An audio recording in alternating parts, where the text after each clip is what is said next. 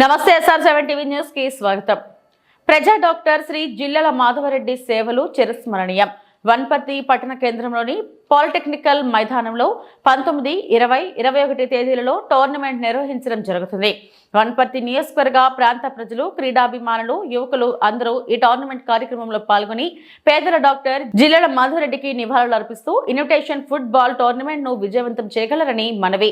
Tournament ప్రారంభికులు Vakiti Srihari, కోడల పశుసంవర్ధక శాఖ మంత్రివర్యులు కె శివసేనారెడ్డి, రాష్ట్ర sports authority chairman doctor జిల్లల Chennareddy, రాష్ట్ర ప్రణాళిక సంఘం ఉపాధ్యక్షులు తూడి మేఘారెడ్డి, వనపర్తి నియోజకవర్గ శాసనసభ్యులు, టోర్నమెంట్ కు జిల్లా కలెక్టర్ ఆదర్శ సురభి, జిల్లా ఎస్పీ సునీతారెడ్డి పాల్గొంటారు.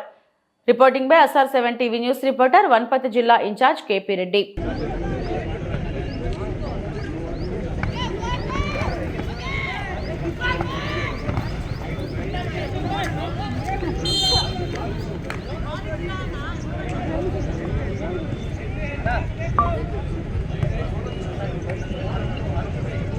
డాక్టర్ చదివించాలని అన్న కోరిక ఉండే, అందుకని నేను డాక్టర్ సీటు కూడా రాజశేఖర రెడ్డి గారు నాకు ఆ సీట్ ఇప్పించారనేటువంటి మాట కూడా నేను మీతో మనం చేస్తున్నాను.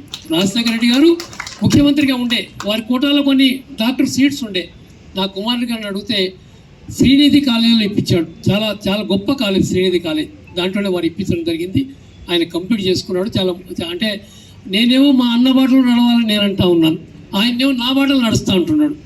రాజకీయాలు అన్నకుండే పేరు ఈ రాజకీయాల్లో రాదు అనేటువంటి మాట మళ్ళీ ఒకసారి నేను ఆదిత్య కూడా చెప్తా ఉన్నా. నువ్వు కానీ మన ఇంట్లో 5-6 మంది డాక్టర్స్ ఉన్నారు, ఒక మంచి క్లినిక్ పెట్టుకుంటే హైదరాబాద్లో పెట్టుకోండి, వారానికి 1 రోజు 2 రోజులు వచ్చి ఈ ప్రజలకు సేవ చేసుకోండి. అన్నయ్య గొప్పతనం ఏమంటే ఈరోజు కూడా అన్నయ్య రాసినటువంటి ప్రిస్క్రిప్షన్లు అట్లే దాచిపెట్టుకున్నారు. ఇంకా చాలా మందితో దాచిపెట్టుకున్నారు. వాళ్ళు చెప్తారు, మీ అన్నయ్య లేని లోటు ఈ ప్రిస్క్రిప్షను మాకు తీరుస్తూ ఉంది. ఇప్పుడు కూడా మెడికల్ షాప్లో పోయి ఇవే మందులు తీసుకుంటున్నాం మేము, దాంతోనే తక్కువ అవుతా ఉంది అనేటువంటి మాట చెప్తారు. చాలా తక్కువ ఖరీదుతో వారు మందులు రాసేవాళ్ళు.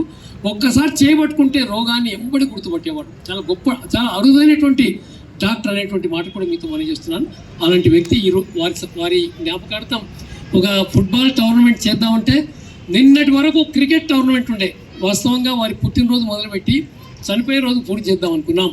కానీ క్రికెట్ మ్యాచ్ 18 వరకు నడుస్తుందంటే ఇంకా వాళ్ళని డిస్టర్బ్ చేయొద్దనే ఉద్దేశంతో మేమే చనిపోయే రోజుకు మారినాం, 19కి మారినాం. ఈరోజు రేపు ఎల్లుండి ఉంటుంది. దీనికి దాదాపుగా 12 టీములు వచ్చాయి. దీని కృష్ణకుమార్ రెడ్డి గారు వారు ఫుట్బాల్లో వారు కూడా చాలా గొప్పగా సేవ చేస్తూ ఉన్నారు మన ప్రాంతానికి. ఏ వ్యక్తి కూడా తన ఇంట్లో ప్లేయర్స్ను పెట్టుకొని తన ఖర్చులతో భోజనం పెట్టి తన ఖర్చులతో వాళ్ళకు ట్రైనింగ్ ఇప్పించి వాళ్ళను జాతీయ స్థాయి క్రీడాకారులుగా ఎవరు తీర్చిదిద్దారు, వారు సేవ చేస్తున్నారు. నేను మన గౌరవ మంత్రి గారికి కృష్ణకుమార్ రెడ్డి గారి పైన కొంచెం దయచూపమని కోరుతూ ఉన్నాను.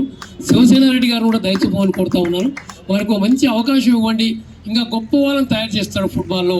వనపర్తికి మొదటి కూడా నారాయణ దాస్ గారి పేరుతో మనకు హాకీ కానీ ఫుట్బాల్ కానీ మంచి పేరు ఉందనేటువంటి మాట కూడా మీతో మనం చేస్తున్నాను.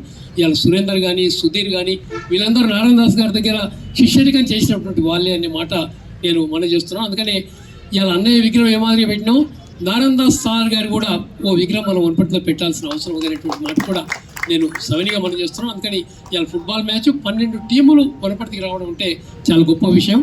ఇప్పటికే 2 మ్యాచ్లు అయిపోయినాయి, 3వ మ్యాచ్ మధ్యలో ఉన్నాం. ఇప్పుడు ఇంకా మిగిలిన ఒకరిద్దరు ముఖ్యులు ఉన్నారు. మాట్లాడి శివసేనారెడ్డి గారు, ఎమ్మెల్యే గారు, గౌరవ మంత్రి గారు వారు తమ అమూల్య సందేశం ఇస్తారు. ఆ ప్రకారంగా ఈరోజు నేను ఎక్కువ సమయం తీసుకున్నా క్షమించమని కోరుతూ, ఎందుకంటే ఈ విషయాలు నేను చెప్పకపోతే భావి తరాలకు నేను తప్పు చేసిన వాళ్ళని అవుతాను, ఈ వివరాలు చెప్పి వాళ్ళను జాగృత చేసిన వాళ్ళని అవుతానన్న ఉద్దేశంతో నేను సమయం తీసుకొని చెప్పడం జరిగింది. రేపు మన జలంధర్ రెడ్డి గారు రాయబోయే పుస్తకంలో ఇవన్నీ ఉంటాయనేటువంటి మాట కూడా నేను సవినిగా మనం చేస్తూ నేను మీతో సెలవు తీసుకున్నా. బైరోజు గారికి మైక్ అందజేస్తాను. ధన్యవాదాలు. చాలా చక్కటి విషయాలు చెప్పడం జరిగింది. మేము ఇన్ని రోజులు దూరం నుంచి చూసినాం. చిన్నారెడ్డి సారే చాలా సింపుల్ మనిషి అబ్బాయి మా మొత్తం ఈ రాష్ట్రంలో అనుకునేవాళ్ళం. చిన్నారెడ్డి సార్ కంటే ఇంకా సింపుల్గా జీవనం గడిపినటువంటి మాధవరెడ్డి గారి జీవితం నిజంగా కూడా నేను అనుకుంటా ఒక కోణంలో మరి చిన్నారెడ్డి సార్ గారి అన్న కాబట్టి ఆయన నడిచిన, ఎంచుకున్న, జీవించిన మార్గదర్శనమే నేను అనుకుంటా చిన్నారెడ్డి గారికి అలవాటే కాకుండా వారి రాజకీయ జీవితానికి కూడా చాలా బాట వేసింటుందేమో అనేటువంటి ఆలోచన వస్తుందని తెలియజేస్తాను. గర్వంగా చెప్పొచ్చు, మరి మాధవరెడ్డి గారి గురించి చెప్పిన తర్వాత వారి పేరుని ఎక్కడ కూడా చెడిపోనివ్వకుండా, ఎట్లుంటుందంటే ఒకరు కుటుంబంలో పుడితే ఇంకోరు చెడపనికి పుడతారు, అట్లా కాకుండా మాధవరెడ్డి గారి జీవన విధానాన్ని